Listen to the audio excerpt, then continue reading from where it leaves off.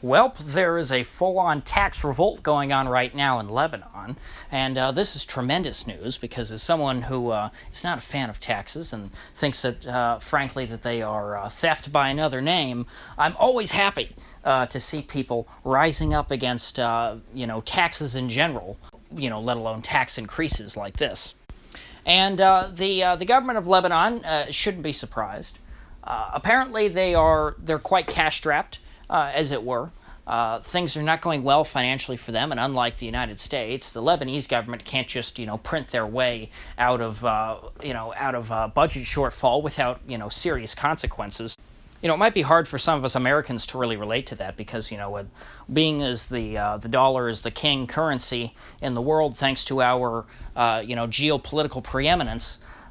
We don't really have to worry about paying for things. We can just print dollars, and dollars will always be, worth money to some extent, and it doesn't really hurt us too bad. In fact, I think that, the U.S. government could just, print all their money and not tax us at all. And, it sure would have an impact, but it wouldn't destroy us overnight. But, this MMT voodoo magic that America is doing would not work in Lebanon. Lebanon would destroy its currency if it tried to do this. And in fact, I'm sure a lot of its debts aren't even denominated in their own currency. They're probably denominated in dollars, of all things.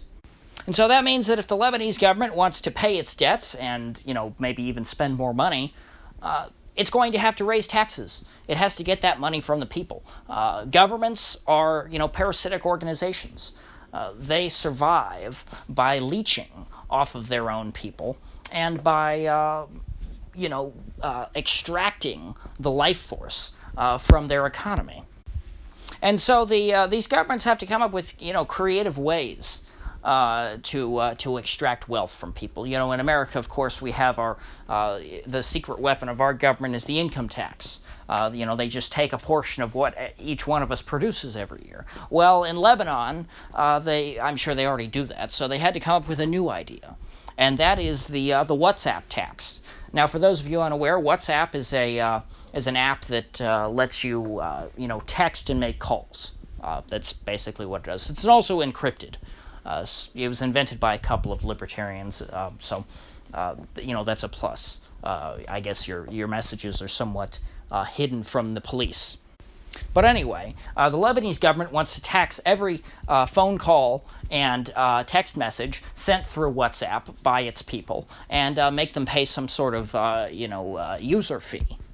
And considering that just about everyone in Lebanon uses this app, this is a very broad-based tax, and they'll be able to pull money from just about everyone, and a lot of money at that, because people use WhatsApp constantly for communication, because that's what this is. This is a tax on communication. They're making people pay a tax, in order to speak with one another.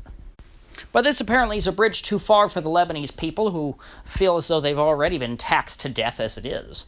This restriction of their freedom, making it more difficult for them to communicate with their family and with their business associates, it's something that they're not willing to tolerate. Because as it is, the way WhatsApp works is that since it works through mobile data, all you have to do is buy a cell phone and pay for an unlimited data plan, and you don't even need calling and texting as a part of that. You can just call and text through WhatsApp.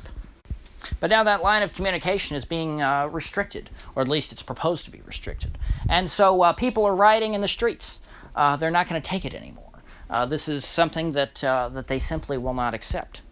And I applaud them, because there's no reason why people should have to accept this. There's nothing legitimate about a group of armed thugs saying, hey, we're going to attach some fee to your line of communication, when they are not an involved party in any way. What you pay for communication is between you and your telecommunications provider. For a third party to come in and say, hey, I'm going to start extracting a fee from this, that's just mafioso thuggery. And it looks like, that the people in this case recognize that their government is nothing but a bunch of thugs, that's what government is. Now, perhaps they're not as woke as I am, in that, or not as woke as I'd like them to be, in that I don't think that they think government in general is the problem, but they certainly think that their government, that the people in there, are a bunch of thugs who are not worthy of their respect. This seems to be a broad-based rebellion against the Lebanese establishment. I've heard people chanting against members of all different sects.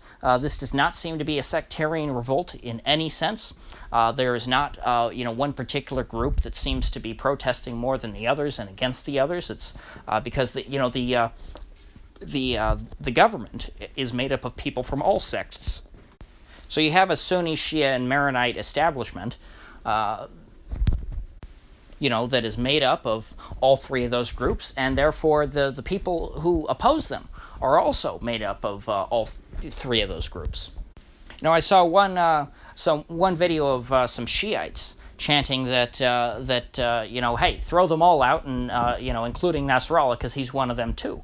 And Nasrallah, of course, is the leader of Hezbollah, a party that holds a lot of power in southern Lebanon, that is sort of a parallel institution to the Lebanese military that has had to defend their territory against Israel back when Israel invaded southern Lebanon back in, the 80s during the Civil War. And so they're dealing with protests too. I saw there was in the city of Sur, I believe is how you say it, S-O-W, or yeah. No, S-O-U-R, spelled like sour. There were protesters there that were, seemed to be in unison with the protesters in Beirut, but they were getting beaten up by some thugs that people are claiming were affiliated with the parties down there.